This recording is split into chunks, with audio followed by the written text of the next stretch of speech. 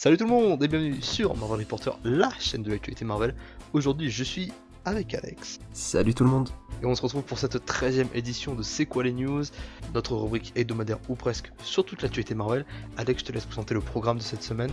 Alors cette semaine un très court programme puisqu'on va pas avoir beaucoup d'informations. Premièrement on va revenir sur Marvel Studios, donc avec quelques informations sur Black Widow. Ensuite on ira du côté de ABC Hulu, donc premièrement avec les épisodes de Agents of S.H.I.E.L.D. qui sont sortis, les deux premiers. Et ensuite on reviendra sur les dernières séries qui ont été annoncées, donc Hellstrom et Ghost Rider. Et enfin, Antoine vous présentera le comics Major X et vous fera une petite critique du coup de la première issue qu'il a pu lire. On attaque tout de suite avec Marvel Studios. Apparemment, le film Black Widow, bon qui n'est une surprise pour personne, même si Scarlett Johansson essaye un peu de garder la surprise, le film Black Widow pourrait se dérouler après Civil War, d'après certaines rumeurs qui ont été relatées par comicbook.com, MCU Exchange. Alors je sais pas ce que t'en penses, moi honnêtement j'aurais limite préféré en fait que ça se passe bien avant son arrivée dans les Avengers, parce que c'est pareil, il va falloir réussir à caser une histoire après Civil War, et que ce soit cohérent entre guillemets avec le personnage qu'on a vu dans Infinity War et Endgame. Bah, on avait déjà parlé un peu du film Black Widow et je pense qu'ils vont plus se passer pré-Avengers puisqu'on avait déjà eu quelques notations avec Budapest qui ont beaucoup été insistées notamment dans Endgame, et récemment on a aussi eu une information comme quoi le film allait tourner donc à Budapest, quelques scènes peut-être ou tout le film je sais pas du tout, mais entre Infinity War et Civil War je vois pas vraiment ce qu'on peut raconter sur Black Widow, enfin ce qu'on peut apporter de plus au personnage. Bah, surtout que ça part du postulat que le film, donc, ce pourrait être soit la création de Black Widow, bon, ouais, soit, pour moi, je juge qu'on en a assez vu dans Age of Ultron, soit en fait, ça pourrait l'avoir en train de passer le flambeau, c'est-à-dire de elle créer d'autres petits assassins, mais c'est pareil, tu vois, ça va pas avec la politique du personnage. C'est une image qu'elle a essayé de se défaire depuis un bon moment. C'était surtout dans Winter Soldier où elle essayait de prouver qu'elle était plus que l'assassin qu'on avait fait d'elle. Bon, même si Geoff Ultron a un peu cassé tout ça en faisant d'elle juste un peu un love interest pour Hulk, mais voilà, sinon, c'est que des rumeurs, mais il y a beaucoup de rumeurs qui peuvent s'avérer vraies. Et là, honnêtement, moi, ça m'embêterait. Parce que si c'est juste pour la voir combattre, je sais pas, Isis avec Captain America. Après, on sait jamais, on a aucune information sur le script, sur ce qu'ils peuvent nous faire dans le film. On sait jamais, ça peut être un très bon film. Bah, moi, j'aimerais bien qu'il reste sur le film d'espionnage un peu dans cette idée-là, tu vois. Bah, ils peuvent toujours faire ça après Civil War, parce qu'elle est un peu fugitive dans le film. Enfin, du coup, à la fin, elle est fugitive. Ils peuvent toujours nous faire un truc style. Je sais pas, elle fait des missions avec Captain, Falcon, Bucky. Ah, mais dans ce cas-là, ça veut dire on pourrait revoir Steve Rogers, Falcon et tout. Parce que pour le coup, moi je pense qu'il faut intégrer l'évasion du raft déjà. Parce que même si c'est pas elle qui a été les libérer, ça reste une partie entre guillemets importante de l'ellipse où bah faut qu'on montre qu'elle était quand même du côté de Captain. Et voilà. Alors il y a eu le prologue d'Infinity War qui était sorti l'année dernière, peu avant le film justement, où il disait que Captain America donc affrontait des terroristes. Alors je crois que c'était en Syrie, je sais plus du tout. Bon, il y a beaucoup de différences entre les prologues et les films, notamment sur les ellipses temporelles qui se produisent, donc je doute que ça parte sur ce principe-là. J'avoue qu'un film d'espionnage, je sais pas, en temps de guerre, ça pourrait être intéressant. Peut-être pas la guerre froide, parce que ça remonte un peu à longtemps, je crois pas qu'elle était née encore. Bah, elle est née en 1984, donc elle a vécu 7 ans pendant la guerre froide, c'est pas incroyable. Donc bon, moi j'aurais bien aimé aussi la voir avec Bucky. Bah, justement, si le film se passerait après Civil War, on pourrait avoir quelques interactions entre les deux personnages, mais bon, ça irait pas plus loin, je pense. Donc pour le coup, ça reste bon, rien d'officiel jusqu'ici, puisque le film n'a pas encore été annoncé. Il me semble qu'on en avait parlé, mais il y a de fortes chances que tous les prochains films Marvel Studios soient présentés. La Comic Con, j'y crois pas trop, je pense plutôt à la D23. Étant donné c'est quand même un gros événement pour les investisseurs de Disney, histoire de présenter vraiment le prochain panel de films. On aura probablement plus d'infos sur les Eternals, Guardians 3 aussi, et peut-être à mon avis un petit hint à Spider-Man 3, pourquoi pas. Mais enfin voilà, on enchaîne de suite du côté de chez ABC avec les deux premiers épisodes d'Agents of S.H.I.E.L.D. Alex, je te laisse donner ton avis. Alors, bah, Agents of S.H.I.E.L.D. c'est une série qu'on aime tous les deux, je pense qu'on est d'accord sur ce point. Ouais. On n'attendait pas forcément la série, on en a déjà parlé avec Antoine dans la dernière émission. Alors, qu'en a-t-on pensé? Donc, premièrement, je tiens à dire qu'on va un petit peu spoiler, donc si vous n'êtes pas à jour, que vous n'avez pas encore vu la série, coupez le son. J'ai un fichier à droite, un petit logo pour vous dire à quel moment on s'arrête de spoiler. Alors du coup je n'entendais pas forcément énormément, et du coup j'ai pas été déçu, ni forcément réjoui. C'était des épisodes de début de saison, donc ça nous introduit les nouveaux méchants. C'est assez lent je trouve, ça retrouve les défauts qu'on avait sur certaines saisons. Donc voilà, on trouve Mac, directeur du Shield, donc qui est soutenu par May, qui sera son bras droit je pense, au sein du Shield. Et on a des nouveaux persos, donc qui sont pas forcément intéressants pour l'instant, on les connaît pas.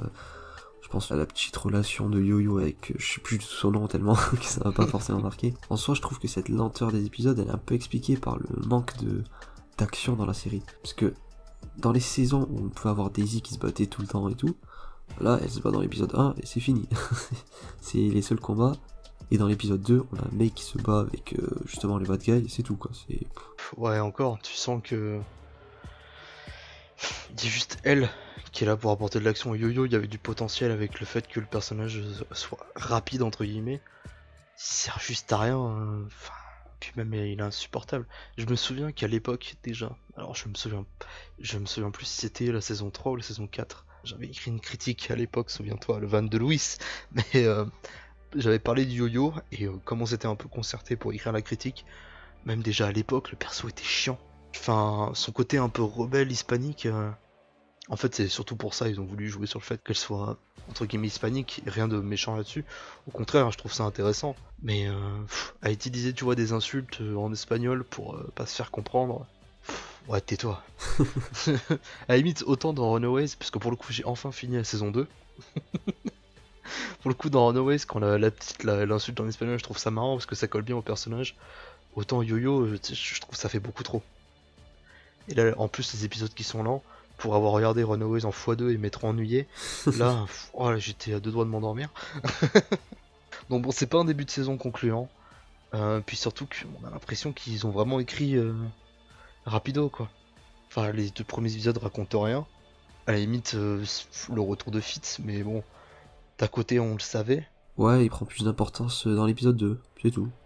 Si, peut-être le rapprochement avec Xandar, donc qui avait été décimé dans Infinity War. Est-ce que pour le coup là c'est lié? Est-ce que ça arrive à peu près au moment, bon c'est vraiment du racolage, mais est-ce que ça arrive au moment où Thanos a détruit Xandar et où justement le groupe un peu dont Fitz fait partie essaie de récupérer les ruines?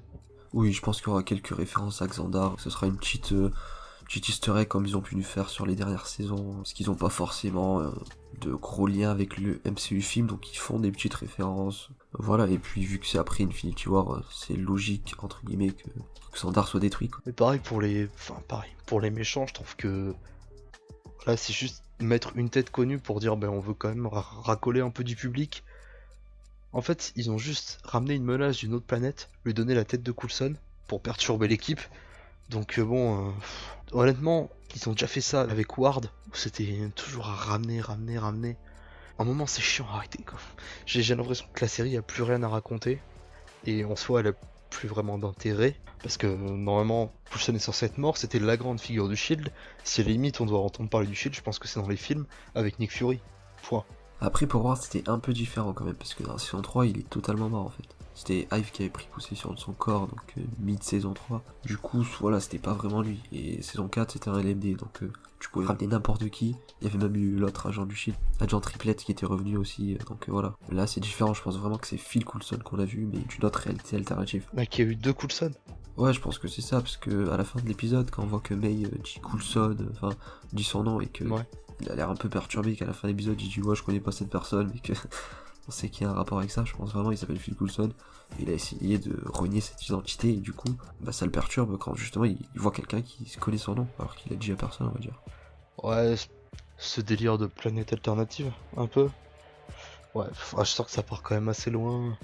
Après, bon, la série s'est développée beaucoup plus au plan cosmique depuis 2 saisons.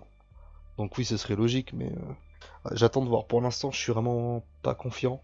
Et pas hypé, quoi, pour la suite. Là, je crois qu'il y a même pas 13 épisodes, je crois. 10-13 épisodes. C'est ça, oui, 13 épisodes. Donc bon, j'espère qu'il y aura quelque chose à raconter. Mais si les 2 premiers, déjà, donnent pas très envie... Bon, le truc c'est qu'il va falloir aller vite quoi, puisque normalement le 5ème épisode c'est le milieu de saison. C'est là où on commence un peu à prendre conscience des enjeux, qu'il y a pas mal de twists qui se révèlent, donc j'attends de voir. Je leur ai fait confiance par le passé, donc j'espère qu'ils vont pas me décevoir cette fois-ci. Mais c'est peut-être le résultat d'une recette qui a trop marché et qui maintenant se casse un peu la gueule. Voilà, donc après c'est les premiers épisodes, donc forcément c'est début de saison, ça se trouve ça va redevenir incroyable quand Jemma va retrouver Fitz, et voilà, on va être content. Moi, c'est tout ce qui m'intéresse. On enchaîne ensuite avec, donc on vous avait parlé des séries Ghost Rider et Hellstrom qui étaient en préparation chez Hulu. Apparemment il y aurait une série Glyph aussi. C'est pas un personnage que je connais très bien, j'ai dû l'apercevoir, justement on va y revenir, dans un des tomes de Spirits of Vengeance, qui apparemment serait une série qui serait aussi en développement chez Hulu. C'est une rumeur, il y a eu quelques fuites en interne qui sont apparues au cours de cette semaine. Pour le coup, moi je commence vraiment à en avoir marre de ces délires là, où on fait des séries séparées pour chaque perso et on les réunit après. Parce que là leur but donc c'est de réunir Ghost Rider, Hellstrom et Glyph. C'est bon, hein. Autant la série animée sur Howard et tout, MODOK, tous ces personnages, c'est marrant. Parce qu'on sait que ça va être tourné plus vers ce délire un peu BoJack Horseman, Futurama, un peu décalé. Autant là, pour des séries en live action, Defenders déjà, ça aurait dû être le Avengers un peu de la télé. Ça s'est un peu cassé la gueule parce que c'était pas exempté de défauts non plus. Là, nous servir un Spirits of Vengeance pour faire quoi? Un sorte de gardien, genre des gardiens de l'enfer, tu vois. Non, pour le coup, je suis un peu lassé de ce genre de formule. Une série Ghost Rider, pourquoi pas, mais moi j'aurais plus vu limite une série Marvel Knights, tu vois. Genre on aurait pu avoir Punisher, Blade, parce que Blade c'est pareil, c'est un perso qui devrait revenir sur le devant de la scène, ça fait déjà quelques années qu'il est teasé, alors pas que par Wesley Snipes, hein, je vous rassure, mais même en interne, Kevin Feige avait affirmé il y a un petit moment déjà qu'il travaillait un peu en interne sur du Blade, alors peut-être pas au format film comme il avait expliqué, mais moi ouais, je suis pas très convaincu. J'attends de voir la série Ghost Rider parce que pour le coup c'est la seule série qui me hype vraiment de ces trois là. Parce que déjà le perso avait fait vraiment une bonne impression dans Agents of Shield. Et je pense que Gabriel Luna a largement de quoi maintenir la série à lui tout seul. Bah personnellement j'attends déjà de voir ce que ça va donner les premières séries, donc Hellstrom et Ghost Rider. Glyph, je connais pas le perso donc je verrai bien. Je t'ai dit, je crois que j'ai vraiment dû le lire une fois, mais c'est tout quoi. Mais ouais, personnellement j'avais bien aimé Defenders, et c'était quasiment expliqué par le fait que j'aimais énormément Daredevil, et la relation aussi avec Elektra qu'on revoyait dans Defenders. Donc voilà, s'il nous apporte une très bonne série Hellstrom, une série très bien aussi avec Ghost Rider, donc Robbie Reyes qu'on a vu dans Agents of Shield, et que Glyph c'est une série intéressante, pourquoi pas, mais on verra bien. Et enfin, dernière rubrique de ce C'est quoi les news, on va s'attarder sur les comics, et notamment la première issue de Major X. J'ai pu mettre la main dessus, bon, j'arrive un peu après la bataille puisque c'est sorti le mois dernier aux US, et j'ai pu me le procurer qu'au début de ce mois-ci. Alors vous le savez, Major X c'est le nouveau perso créé par Rob Liefeld, donc le créateur de Deadpool, un nouveau X-Men du coup qui vient du futur, sa planète, son X-existence, comme c'est défini dans la run, a été détruite et donc il retourne dans le passé pour justement sauver les siens. Qu'est-ce que ça vaut? Bah au final j'ai plutôt bien accroché, honnêtement. C'est très court, c'est une très courte mise en bouche. J'attends de voir le tome 2, mais on sent déjà que ça part un peu dans ce délire. On va retrouver des anciens X-Men, parce que du coup on a un Hank McCoy, donc le fauve, un peu différent, il est tout gris. Ça m'a fait penser un peu au délire de Grey Hulk à ce côté-là. J'ai trouvé ça assez cool. Au niveau du dessin aussi, c'est assez bien fait, je trouve. Et notamment avec un plan où on voit Cable qui regarde donc Major X, qui se révèle donc être le fils de Cable, donc du futur. Au niveau de Major X lui-même, en termes de tenue, c'est un peu ce que j'avais dit, donc un peu un mélange de Boba Fett et de Deadpool. Deadpool d'ailleurs qui apparaît dans cette run. Alors deux versions, on a la version de Deadpool. De ce que j'ai cru comprendre, c'est un mec qui a été engagé par un organisme avec Tolliver, donc pour ceux qui ont pu lire Original Sin, et éventuellement qui connaissent un peu la backstory de Cable. Tolliver c'était un marchand d'armes à l'époque et un des alliés de Fury dans les années 50. Donc dans Original Sin c'est un peu expliqué quand Fury découvre l'invisible. Tolliver est donc un de ses coéquipiers qui meurt au combat, et dans l'histoire de Cable, il me semble que c'est ramené comme quoi au début c'est un marchand d'armes qui se rallie à sa cause et qui meurt de la main de Deadpool, si je dis pas de bêtises. Je peux me tromper, mais dans mes souvenirs c'est ça. Donc du coup Deadpool travaillait pour eux, Deadpool arrive ensuite, ça fait beaucoup de poules, mais il arrive ensuite pour retrouver les X-Men. Bon, toujours un peu cet entrain qu'on connaît de Deadpool, des blagues. Il brise pas le quatrième mur néanmoins dans cette première issue, mais non, ça a l'air plutôt cool. J'attends vraiment de voir la suite. Je crois qu'il y a 8 issues qui sont prévus normalement. Si vous voulez le lire en français, ça sortira normalement en octobre de cette année. Je vous en reparlerai, je pense, quand on aura plus d'informations. Mais ouais, ça promet, ça a l'air pas mal. Bon, c'est pas aussi extraordinaire qu'un Secret Empire, hein, malheureusement, mais ça reste néanmoins cool, surtout pour un personnage tout nouveau.